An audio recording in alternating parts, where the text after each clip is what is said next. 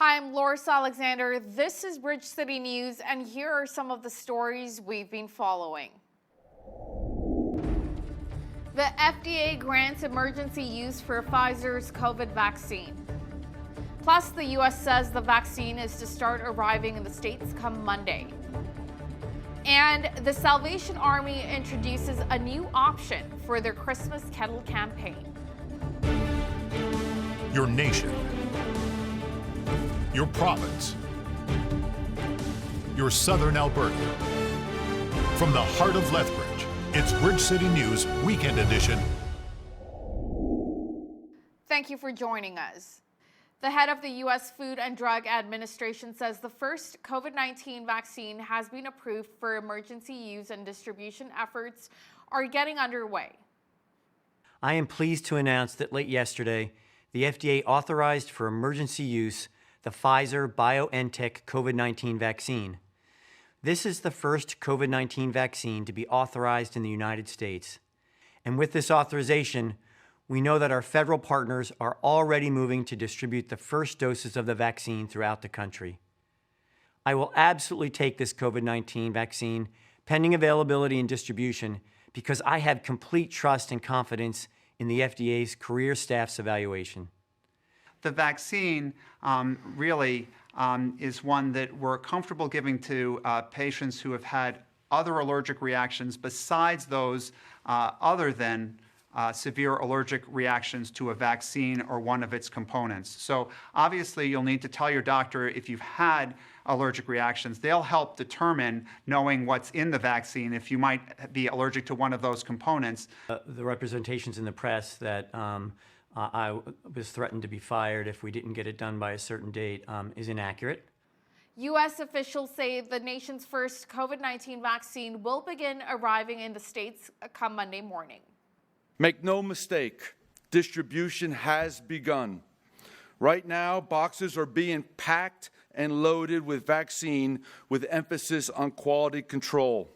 Within the next 24 hours, they will begin moving vaccine from the Pfizer manufacturing facility to the UPS and FedEx hubs. And then it will go out to the 636 locations nationwide. We expect 145 sites across all the states to receive vaccine on Monday, another 425 sites on Tuesday, and the final 66 sites on Wednesday, which will complete the initial delivery of the Pfizer orders for vaccine.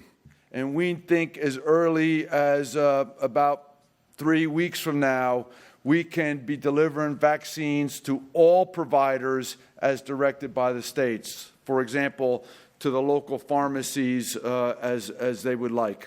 We know that we are not done. We are not done until every American has access to the vaccine. The driver accused of barreling into a group of protesters at a Manhattan intersection Friday afternoon has been taken into custody and charged with reckless endangerment. The incident occurred just after 4 p.m. at the corner of East 39th Street and 3rd Avenue in Murray Hill, according to police. There were about 40 to 50 protesters in the area at the time, and 6 people were struck. None of the injuries were considered life-threatening. For the Salvation Army's holiday season donation drive, Major Donald Bladen says they have introduced contactless methods of collecting donations. Tap to Give is a new addition to this year's Christmas Kettle campaign and was done to alleviate concerns about spreading COVID-19.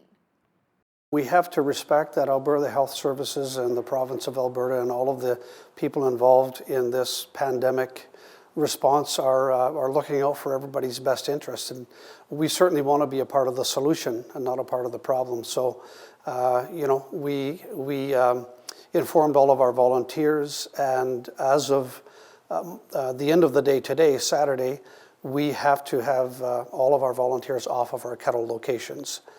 We will be leaving our kettles out, however. There won't be a volunteer on them, as I've just stated, and we will not be accepting or being able to receive any cash donations at each of those locations.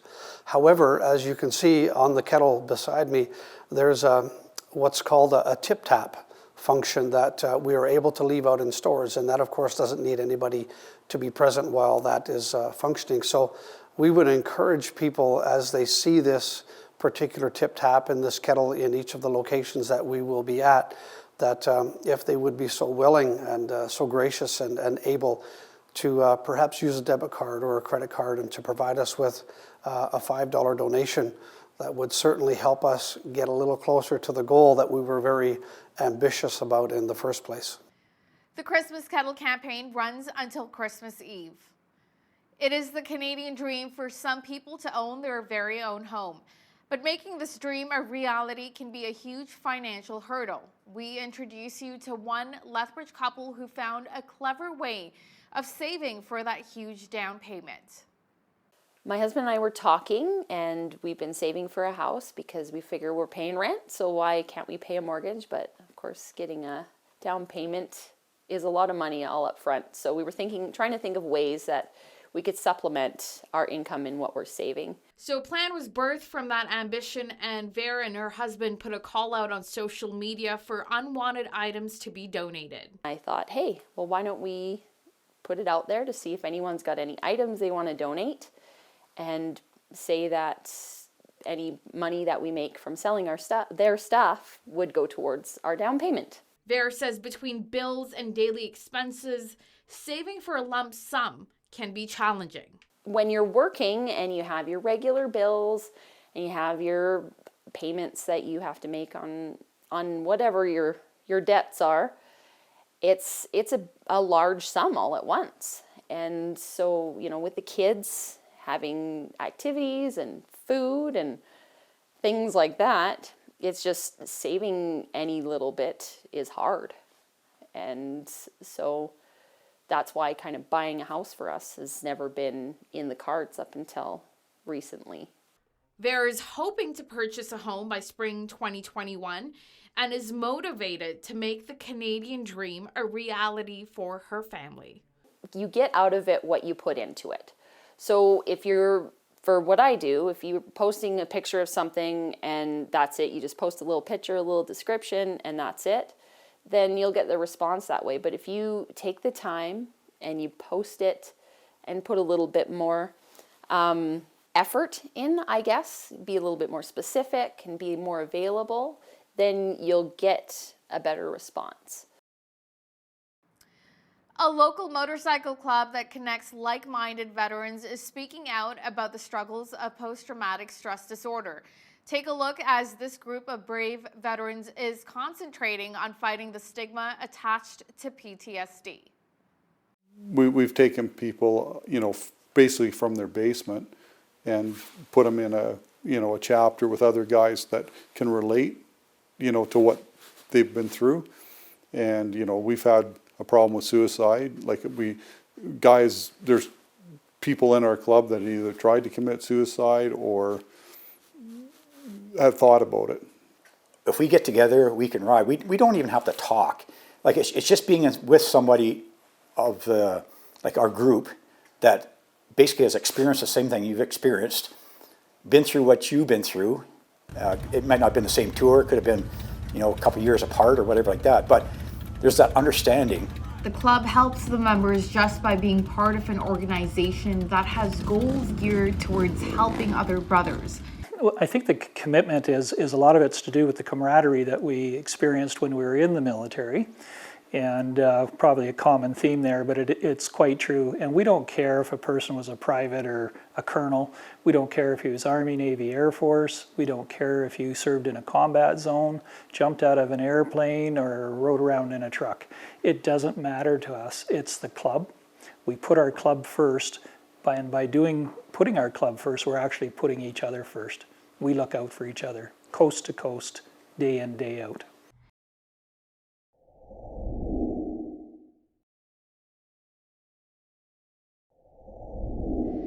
Recapping one of our top news stories for the Salvation Army's holiday season donation drive, Major Donald Bladen says they have introduced contactless methods of collecting donations. Tap to Give is a new addition to this year's Christmas Kettle campaign and was done to alleviate concerns about spreading COVID-19. And taking a look at weekend weather, a cold couple days in Lethbridge, so we recommend you bundle up well. Mainly cloudy skies overnight with a chance of flurries and a chilly low of -16 degrees. Tomorrow looks to be mainly cloudy as well, with a 30% chance of flurries in the morning, along with a high of just -11 degrees.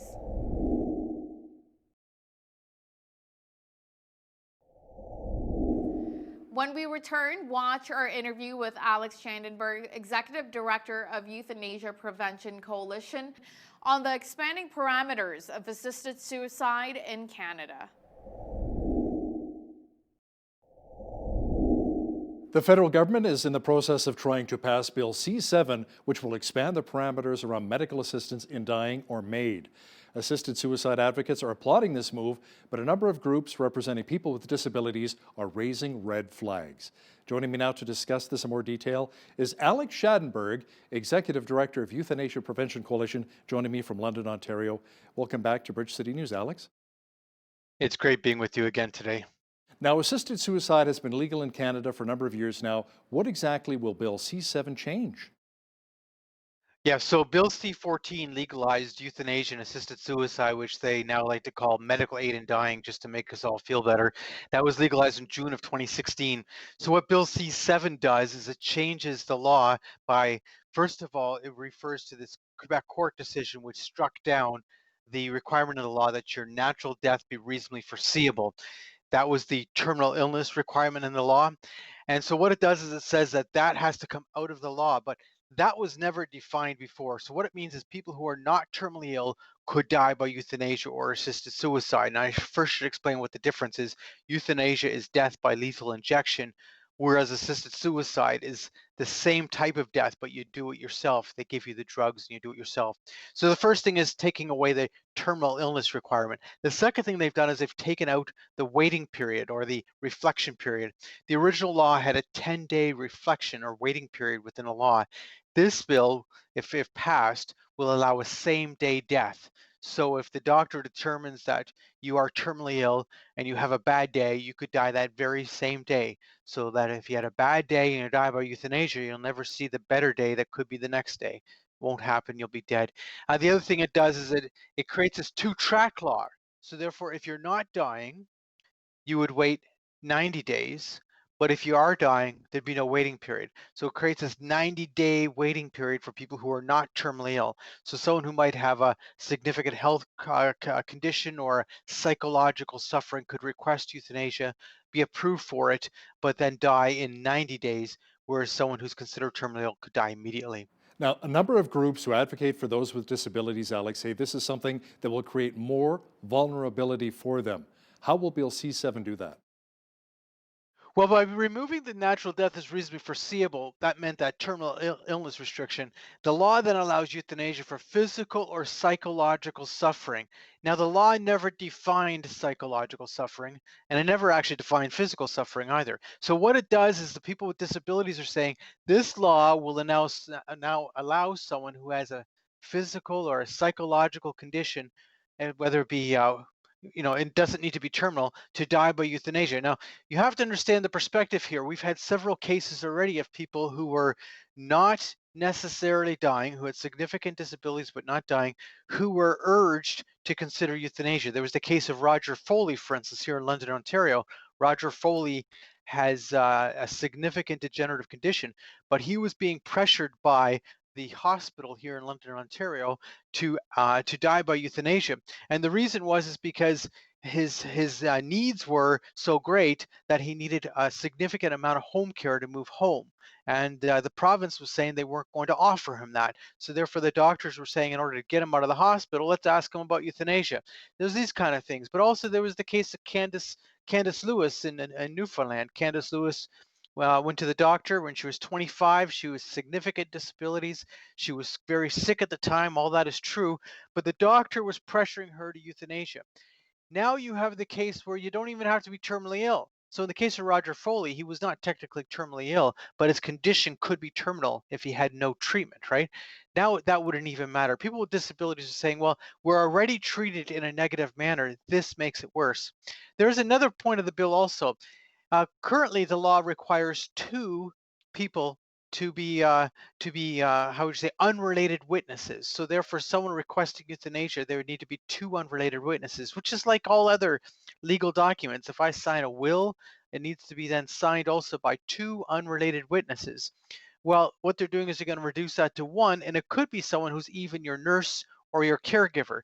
So people with disabilities are talking about, well, many people with disabilities go through a situation where they feel coerced in their life, they feel pressured in their life, they feel controlled in their life, they feel they have a lack of ability to make decisions because of how their life circumstance is.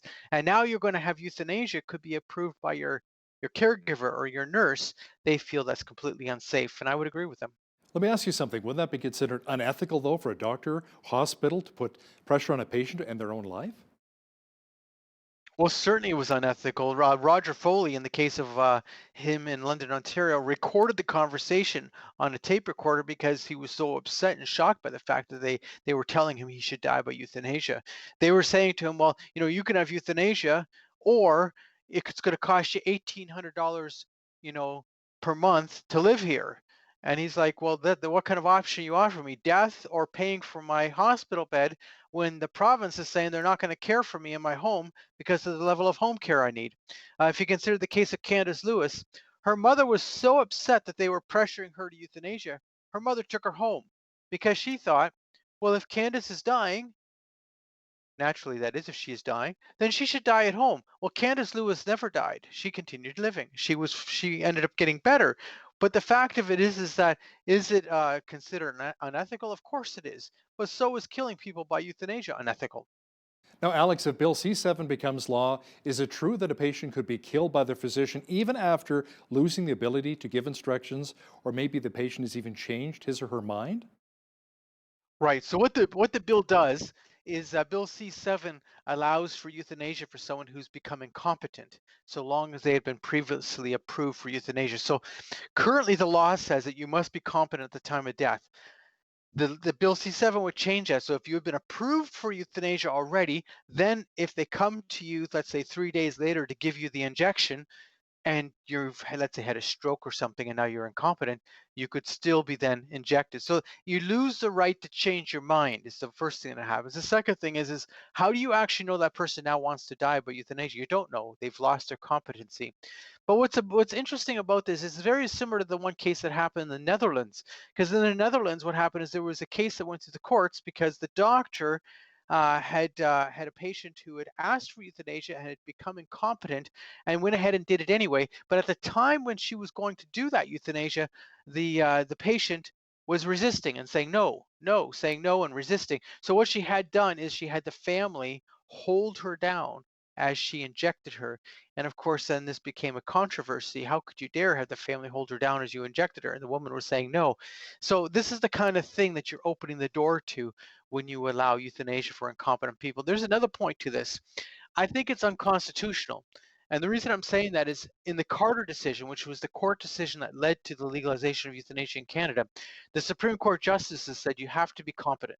Now, Alex, as you mentioned earlier, the bill also removes the requirement that two independent witnesses need to verify the independence of the patient's instruction to receive MAID, and that 10-day waiting period also gone before assisted suicide can actually take place. Why would the government see these as a good thing?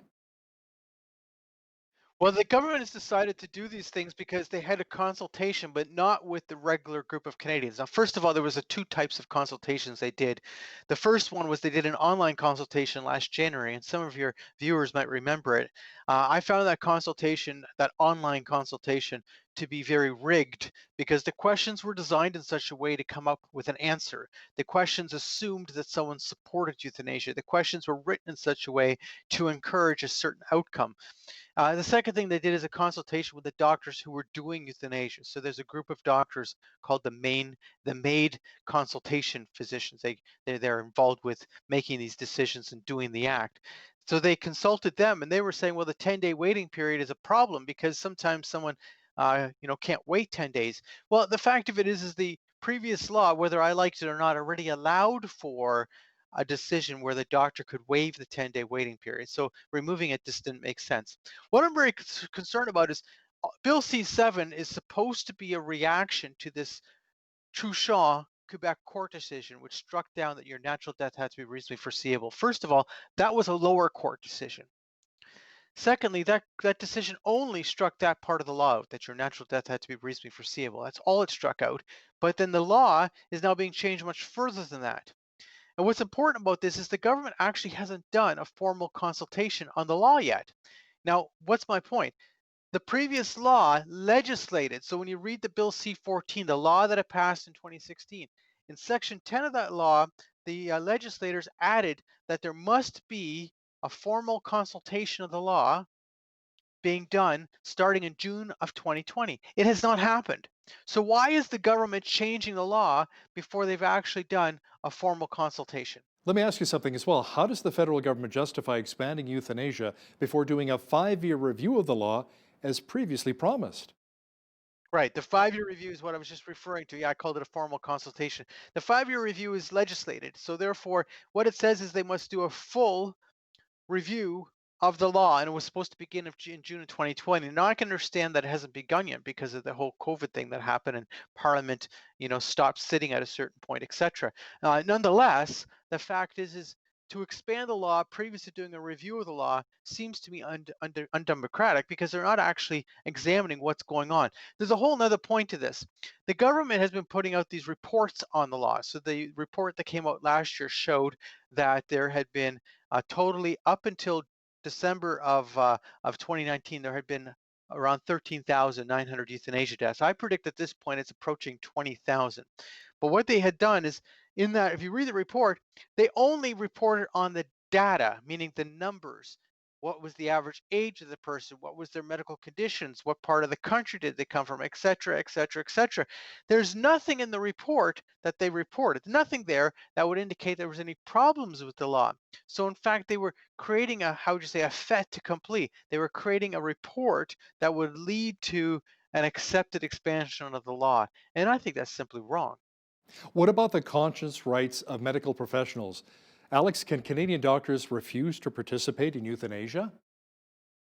So the conscience rights issue is a serious issue because it differs by province. So for instance, in the province of Ontario, we actually have the worst jurisdiction in the world for the issue of conscience rights. So in Ontario, the Ontario College of Physicians has said that a physician doesn't have to do the act, but they must do something that they call an effective referral. An effective referral means referral for the purpose of the act. So therefore, a doctor who doesn't believe in doing euthanasia, does not believe in lethally injecting their patients, doesn't believe in killing people, that same doctor must, according to the Ontario College of Physicians, send their patient to the person willing to do the act or willing to arrange the act. And of course, if you're not willing to kill somebody, you're not willing to send them to the killer either. So it's become a serious issue in Ontario, this whole issue of the language of the Ontario College of Physicians, this effective referral question. But all provinces in Canada have different positions. So in Manitoba, for instance, Manitoba physicians do not have to do or refer for euthanasia. They just don't have to. They passed a bill in the Manitoba legislature saying that physicians have conscience rights. They do not have to do it.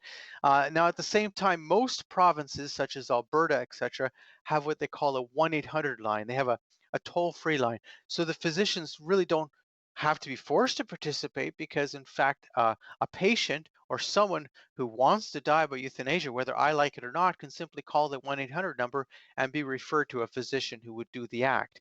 So the fact of it is conscience rights are a serious question. Now, we've lost some physicians in Canada.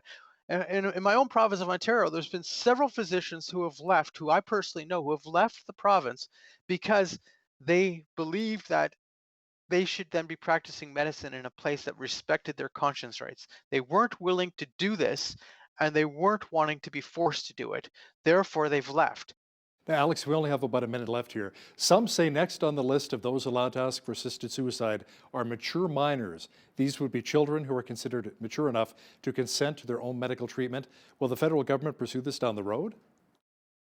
It appears that they're going to be talking about mature minors next, because the whole issue with it is that the Netherlands, for instance, has just announced that they're going to extend their euthanasia to children. But the question is that is it constitutional to deny euthanasia to children? That's the question they're asking. The fact is once they've opened up euthanasia, and they've done so without actually defining the question, they allow it for physical or psychological suffering. They never define psychological suffering. They say that it's going to be for people whose natural death is reasonably foreseeable. They never define natural death as reasonably foreseeable. So when you start getting into all these issues of an undefined law, it sort of starts making sense that children should die too, is what they're saying. And the fact of it is that I think that is the next side of the debate, because they have already expanded it about as far as they can otherwise. Wow. Alex Schadenberg, Executive Director of Euthanasia Prevention Coalition, thanks for joining me today from London, Ontario. Thank you very much. Canada will be receiving a vaccine to battle COVID-19. Prime Minister Justin Trudeau announced that by the end of December, we'll be receiving around 249,000 doses. Joining me now to discuss this in a little more detail is one of our regular contributors, Brian Lilly from the Toronto Sun. Brian, the 249,000 doses is only enough to vaccinate, what, less than 0.5% of the population of Canada? Why such a low number? Because that's what they could get. We've been hearing for weeks now, this whole issue of when will we get the vaccine started with comments directly from Prime Minister Justin Trudeau saying Canadians will have to wait behind other countries and watch other countries be vaccinated first.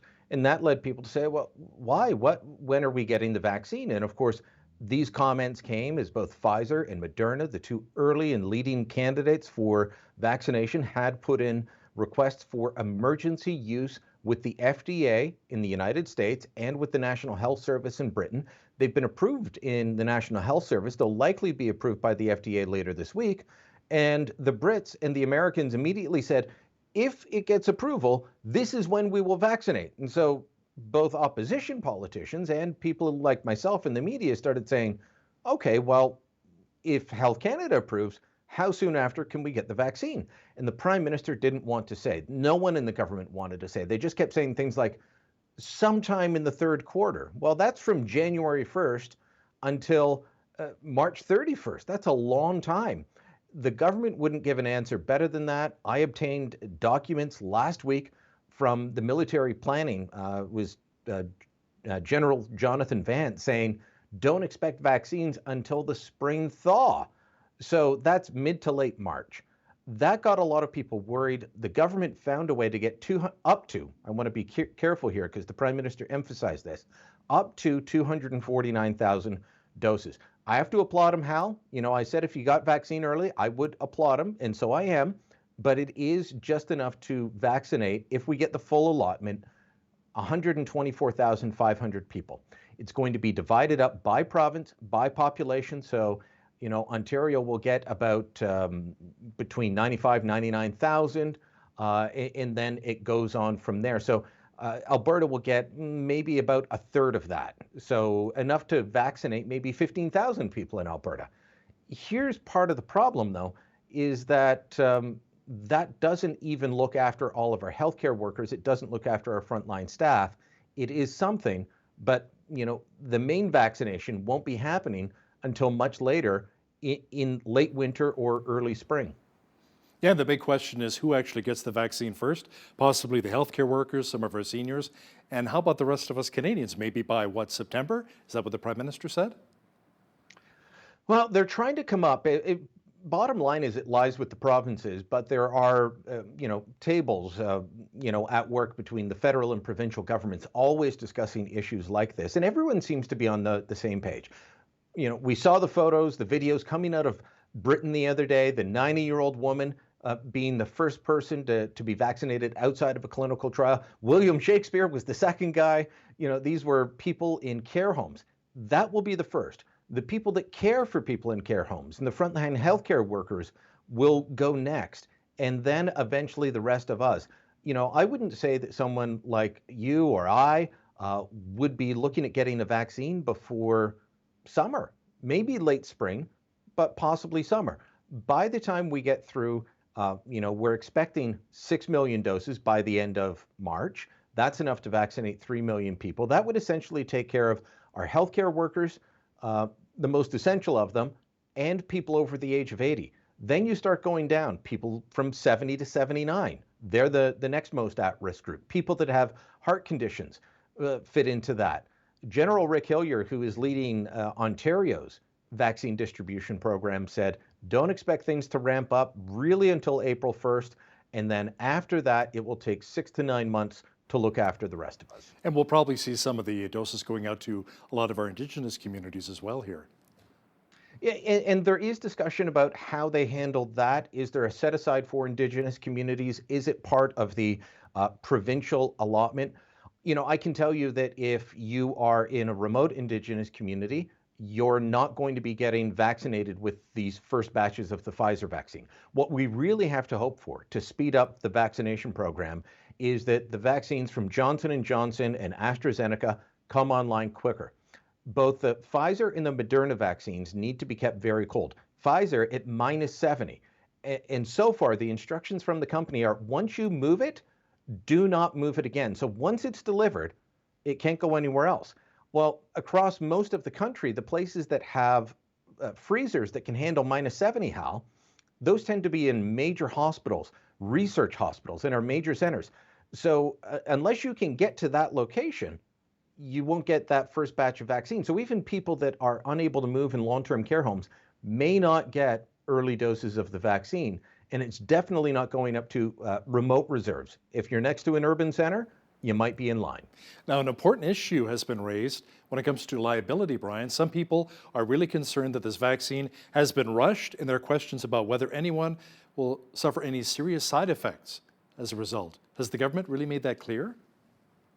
They haven't made it clear, but there tends to be a situation in, or an arrangement in situations like this for vaccines that the manufacturer for a pandemic vaccine will not be held liable. That liability will fall to the government of the day. And look, those are legitimate concerns on the issue of side effects. You don't have to be an anti-vaxxer to be concerned about side effects. One, these vaccines have been rushed for a good reason. They've been rushed. We want to get out of this bizarre life that we've all been living since COVID-19 hit, and a vaccine's one of the ways out. Secondly, there is also the issue of the first two candidates, both Pfizer and Mrna, are what's called mRNA vaccines. It's a new type of vaccine. It's not the traditional style. It has not been widely used before. It's been experimental. They've been trying to use it for things like cancer. There's a company just a few steps away from where I'm sitting now. They're working at a Canadian company trying to come up with a COVID vaccine using this style. But their whole program before COVID was trying to find a cancer vaccine. It's been attempted for AIDS, so far unsuccessfully. But that's where this style of vaccine has been used. It's not widely used. So if there are serious side effects, who do you sue? The answer is likely going to be the federal government. Now, there's been a lot of chatter of a possible reset to the economy. Brian, a lot of people are quite concerned about that. You've said the Liberals have been on again and off again with the idea, with the new appointment of a top bureaucrat. Now, you said the Liberals may actually be back on the reset bandwagon once again? Yeah, this is the on again, off again saga. Remember, all through the summer, the Liberals were talking to every journalist they could find in Ottawa, and you'd see stories about how they're going to reframe the economy, reshape the economy, reset all these things. And then in the lead up to the throne speech, maybe about a week, 2 weeks out, you started seeing stories saying, the Liberals are now focused just on the pandemic. Turns out the idea of using the pandemic as an excuse to completely alter Canada's economic system didn't fly too well when it was polled, when they did focus groups. People said, can you just look after the pandemic and forget about these grand plans? So it was they said it was going on the back burner. Then the throne speech happened, and I said, no, that's still in there. Then the economic statement happened, and it's still in there. But an interesting thing happened. The day after the economic statement, the top official, the top bureaucrat at the Department of Finance, a guy named Paul Rochon, resigned. That's bizarre. The day after a massive fiscal document like this is delivered in the middle of a pandemic, that this guy just announces, I'm done. And then immediately thereafter, they announce Michael Sabia is going in. Now, normally nobody cares who the bureaucrats are, but Michael Sabia is not a bureaucrat. This is a political appointment to a bureaucratic post. That is something the Liberals would have criticized any previous government heavily for. Michael Sabia is someone who used to work at Bell, he used to work at CN Rail, ran the Quebec pension plan, but most importantly, he is politically on side Justin Trudeau and Chrystia Freeland on this idea of using this crisis as a grand reset to fundamentally reshape the Canadian economy. That's going to rub a lot of people the wrong way, but now that it's just a faceless bureaucrat in the background, well, the government can just get along with doing it and not talking about it. Prime Minister Justin Trudeau apparently has a very important meeting on healthcare later this week. It's to talk about regular health transfers. Now, Brian, you recently wrote that this shows why the premiers should just say no to Prime Minister Justin Trudeau's call for more national social programs like childcare. Yeah, well, the fiscal update that we were just talking about called for a national childcare program, a national pharmacare program, for national standards in long-term care. And some people might say, well, that's all fine. You know, why don't we have those? Why don't we have a national program for these? Well, all of these things are provincial jurisdiction, which means under the Constitution, the provinces are responsible for them. Under the healthcare deal that was struck when we brought out Medicare in the 1960s, the federal government said, hey, provinces, you sign on to this, you do this great program with us, we will pay 50% of the bill, you pay the other 50%, it'll be a great partnership, hand in hand, we'll do it. Well, since the 60s, it's just been dropping off. By the mid-70s, under Pierre Trudeau, it was down to 35%, the federal government share. By the mid-90s, under Chrétien, it was 14%. Under Paul Martin and Stephen Harper, it rose up to 22% by 2006 and stayed there until now. And so if someone's paying less than half of the bill that they said they would, Hal, and they come on and they say, hey, let's do another deal, are you going to say, yeah, you know what, that sounds great. Why don't I put out billions of dollars that I don't have, and you'll put up the other billions and then walk away and not pay the bill later? You know, they can't, if the feds won't pay their fair share of the bill for healthcare, what makes you think that after a year or two, they're going to keep paying for childcare and pharmacare and long-term care? It simply won't happen. I'm not a fan of governments passing money around. I know the saying there's only one taxpayer, but whatever level of government is responsible for delivering the service is the one that I think should be taxing you for it. That way you know who to blame if things go wrong. Brian, it's coming up on 2 years now since the two Canadian Michaels, Spavor and Kovrig, were abducted in China. Our Foreign Affairs Minister says progress is finally being made to potentially bring them home. Well, that's what Francois-Philippe Champagne is saying, but he's not giving too many specifics. Not that I blame him. This is a sensitive and ongoing discussion. But I'm of the view, after talking to many people, that here's my worry, Hal, that China may be asking for a lot more than just the release of Meng Wanzhou. You've heard that Meng Wanzhou, the Huawei CFO, who was detained in Vancouver 2 years ago, may end up striking a deal with the U.S. Department of Justice. The Americans want her. We have her on an extradition warrant. She's fighting it in Canada. This could drag on for years. And the Department of Justice has apparently said, you know what?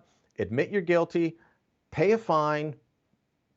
You know, there will be some penalties for the company and you can go home. So far, she's always rejected that. Now they're in negotiations. And a lot of Canadians said, if she goes home, they'll release Kovrig and Spavor. Not necessarily. Canada's not part of the discussions between the Department of Justice and Ms. Meng. And I spoke to several people, former diplomats, who said there's a good chance that China will ask for more, including things like, do you remember CNOOC trying to buy Nexen or buying Nexen in the oil patch? And then the Harper government said, well, you know, we're going to have to review if a state enterprise wants to buy into our natural resources. China wants that lifted. They want other economic restrictions on them lifted. They may make demands like that in return for freeing Kovrig and Spavor. Demands that would not sit well in Canada, other than the fact that would get the two Michaels home. Whether it be home by Christmas, who knows? And a Christmas card campaign has been launched for the two Michaels, even though the cards may not actually reach them. Tell me more about that. Yeah, this is guys like Guy Saint-Jacques, former ambassador, Charles Burton, former Canadian diplomat and retired professor with an expertise in China. Them and a bunch of others got together and said, you know what, let's put pressure on Chinese diplomats. And here's what you do. You take a Christmas card, you sign it, you fill it with best wishes for Kovrig and for Spavor, individually or together. You put it in an envelope, address it to them, put that envelope inside a bigger one and address that to the embassy in Ottawa or to the Chinese consulate and have them open it and see the card and feel shame and pressure for doing it. Now, I've had a couple of reactions to this. What does it accomplish? One, it would be pressure. It's one way of reminding them that Canadians have not forgotten about these two men. I've had other people say, well, China's not Christian, so it doesn't matter. How there are millions upon millions of Christians in China of all sorts. We don't have an easy count on them because many of them belong to illegal churches, but I'll give you one quick stat. The Catholic Church, which is a small one in China, has more members in that country than there are Canadians, and it's an illegal small church. Wow. So there are lots and lots of Christians in China, and there are lots of people that would support them. So yeah, think about doing that. And the other thing they ask you to do, snap a photo, post it on social media with the hashtag #FreeChinaHostages, and keep up the pressure. That's a great idea. Toronto Sun columnist Brian Lilly, thanks for your time today. Thank you, Hal. Iran's Supreme Leader Ayatollah Ali Khamenei may have transferred power over to son amid concerns over his declining health. To discuss this in more detail is our foreign affairs expert Lisa Daftari, joining me once again from Los Angeles. Lisa, because of this, his son taking over, will it really make much difference to us here in the Western world? You know, everybody's been waiting for the announcement of Ali Khamenei, the supreme leader of Iran's death, and it has been rumored so many times and debunked so many times. And this is the first time we actually have some indication that there is a change at the very top. And that's what the real news is here. Will there be a real change because his son is now taking over? Look, the short of it is that this is a theocracy. It's not, you don't have real elections. You don't have a real variety in candidates. And the supreme leader, of course, his son, will keep the same, the same harsh, barbaric regime going because that's what's worked for them for over 40 years. So there won't be much of a difference in the way that the Islamic Republic has been run. But I think a lot of people are waiting to see, well, a new generation, is he just a bit more, lenient than his father was, I wouldn't hold my breath on this one. U.S. President Donald Trump has ordered the Pentagon to remove the majority of U.S. military troops out of Somalia. Now, the order changes the mission American troops originally had to assist the Somali military in its fight against an al-Qaeda-affiliated terrorist group. Yes, so they were there to fight al-Shabaab, which is a splinter group of al-Qaeda.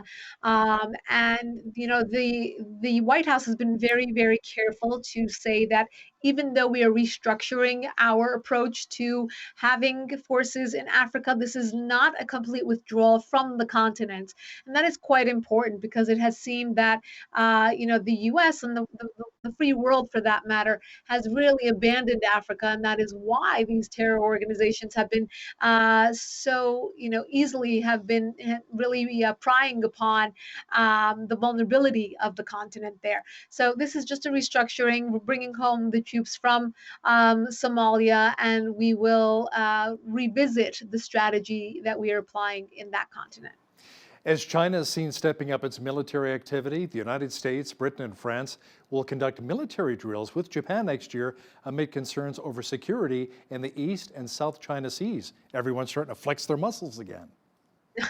Yeah, this is a fear that China is overexerting itself and showing a very, very extreme assertiveness in that part of the world, not only with their activity in the East and South China Seas, but also with Hong Kong, with their own minority groups in China, with a awful human rights record over there, and of course with its lack of transparency and with regards to the virus there. So, the rest of the world is sitting back and thinking, well, we can't let China go on much further. So the Europeans, the US, all combining forces with Japan, the UK sending its forces there as well.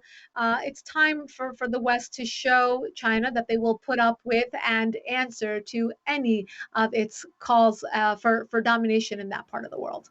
Lisa, a recent report says China's Air Force has major troubles, including bad engines. Officials say many of China's new warplanes are simply underpowered and that they may be looking at borrowing technological solutions from the US or Russia. Yeah, well, that's long been the case, right? So we always looked at China before they put out their products and said, look, they're doing copycat technology. They take or capture drones and other tech, whether it's the supply side or the software side, they're stealing secrets, they're doing cyber attacks, they're doing whatever they can to get their hands on intelligence and technology, all of that before they create the product. Now we're looking at it from the other end. Once the product is out, it's faulty, and they're warning the consumers of these products against purchasing from China. Look, all around the world, we are warning people from doing business with China for many reasons, and here is yet another one, that they are putting out faulty products, and these are important intelligence products. So buyer beware.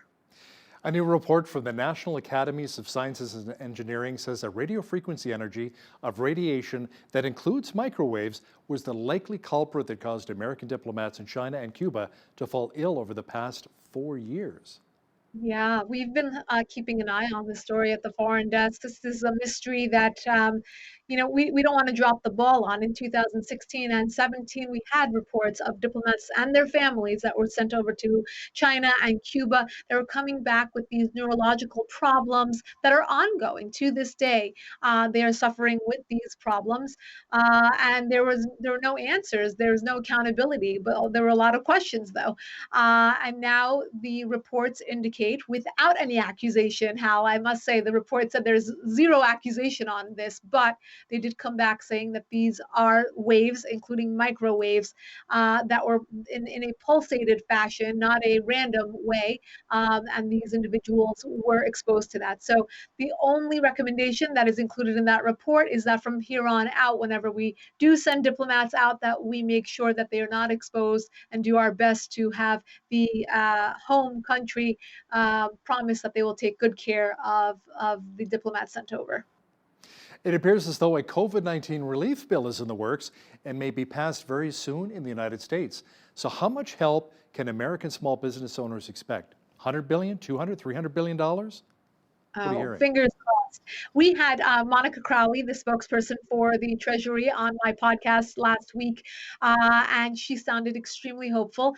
The good news for small businesses is that there is money in the pot, and that's what she emphasized on the show, saying that the only thing that's standing in the way of small business owners getting that money is, left and right, Democrats and Republicans not coming to an agreement, not coming to a consensus, and what, at the expense of the American small business owners. Here in the United States, we have a very, very important debate going on. It's the big box retailers like Target and Walmart and Amazon that are doing tremendously well during this pandemic, and who's suffering? The restaurant owners, the salon owners, the mom and pop shops who have had to close their doors all this time and really suffer financially. So we're trying to even that playing field and to give this relief to small business owners so that they can get back up on their feet and to be back in that competitive world once again. So do we have a number? Is it like close to $200 billion? What have you heard?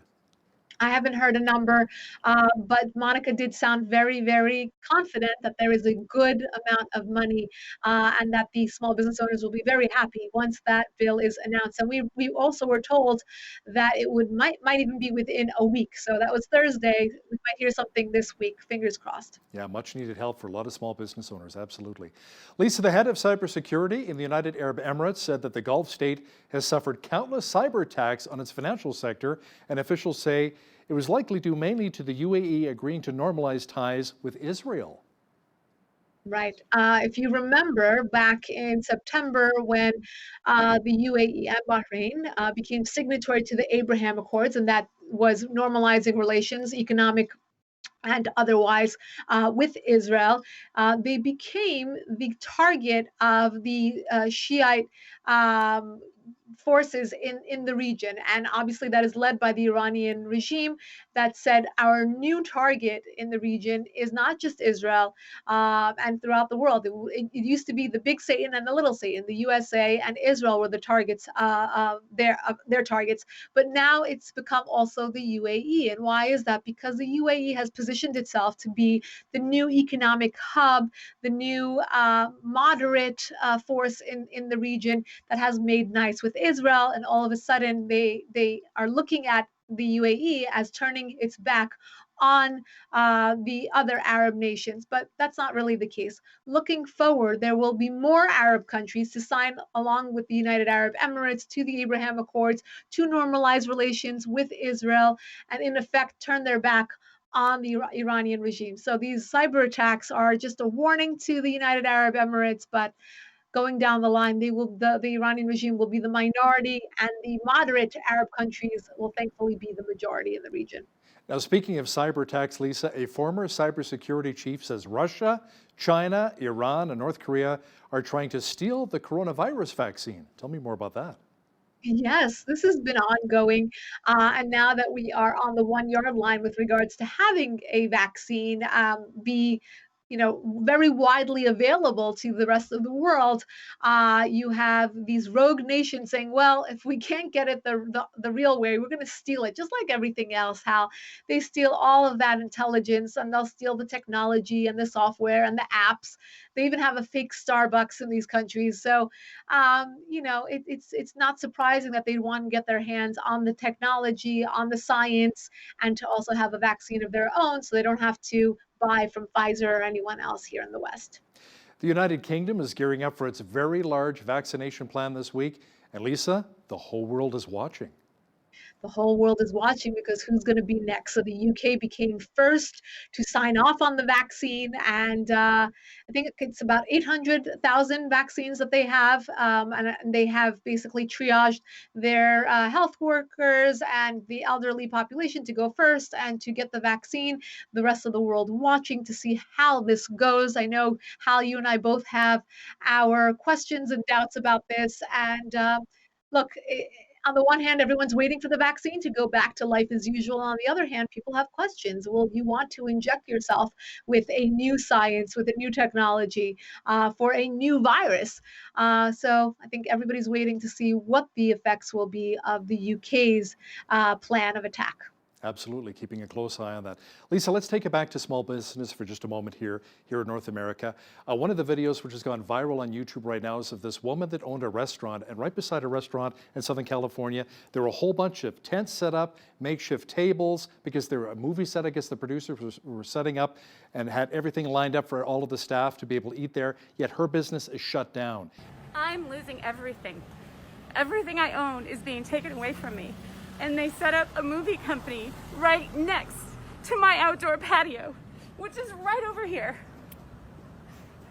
Oh, absolutely. How interesting that you bring up this viral video. I actually spoke with this woman, and I connected her to CBS Local here in Southern California because I just thought it was so compelling. I got goosebumps when I watched her video, like many others have. She tells the story well, and there are so many others who have the same story. She is suffering. She has become devastated by this pick and choose approach here in California, where restaurants have to shut down, but malls are open, for example. You can't dine. It was open air dining only, by the way, so you can't dine in open air anymore, but you can go into a Home Depot, or you can go into the mall, or you can go into a Target. Yeah, pick and choose. And there's so many businesses that have been so badly devastated.